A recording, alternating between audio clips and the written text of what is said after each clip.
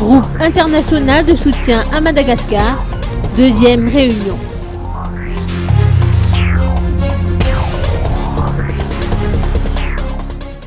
La deuxième rencontre du groupe international de soutien à Madagascar, ou GISEM, avec les autorités malgaches a eu lieu aujourd'hui au Carlton d'Anoussi.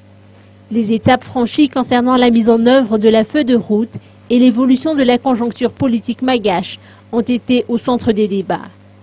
Béatrice Atala, ministre des Affaires étrangères, a livré les détails de cette réunion. L'objectif et le but de cette rencontre, vous savez que le GISEM, qui était un groupe de contact à l'époque, est devenu groupe de soutien aujourd'hui, qui a été mis en place par le GISEM international. Je voulais vraiment éclairer un petit peu pour dire que c'est un cadre de concertation et d'échange entre la partie malgache et la communauté internationale.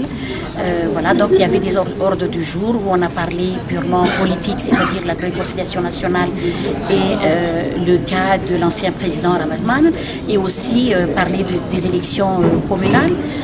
En même temps, en d'autres sessions, on a parlé succinctement du plan national de développement, donc la primature était représentée, le président de la République aussi. Donc voilà en quelque sorte ce qu'on a, l'objectif de cette rencontre aujourd'hui, où l'Union africaine et nous-mêmes au ministère des Affaires étrangères va sortir un communiqué concernant cette rencontre. Outre la question de la réconciliation nationale et l'affaire Marc Ravalmanen, il a également été question de la coopération entre Madagascar et la communauté internationale.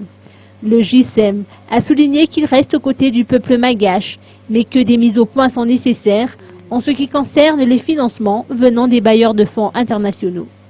Pour ce qui est des élections communales et municipales, le GISEM, par le biais du représentant permanent de l'Union africaine à Madagascar, a reçu les engagements des autorités malgaches à maintenir la date du 31 juillet.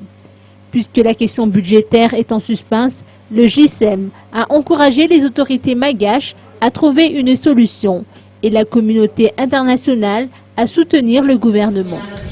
Par ailleurs, une réunion du GISEM international est prévue sous peu. Celle-ci se déroulera soit en Éthiopie, soit en Afrique du Sud, a-t-on appris de la ministre des Affaires étrangères.